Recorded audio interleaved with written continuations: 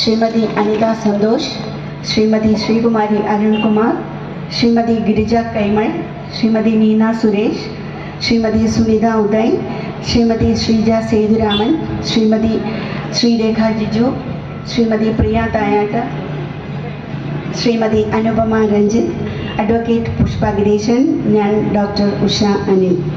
ഞങ്ങൾക്ക് ഇന്നിവിടെ ഈ ഭഗവത് നാമ സങ്കീർത്തന അർച്ചന സ്പോൺസർ ചെയ്തിരിക്കുന്ന ചിത്രനഗർ നിവാസിയായ സേതു പാർവതി മനോജിനോട് ഞങ്ങളുടെ അകമഴിഞ്ഞ നന്ദി രേഖപ്പെടുത്തിക്കൊണ്ട് ഞങ്ങളുടെ അടുത്ത ഗാനത്തിലേക്ക് കടക്കുകയാണ്.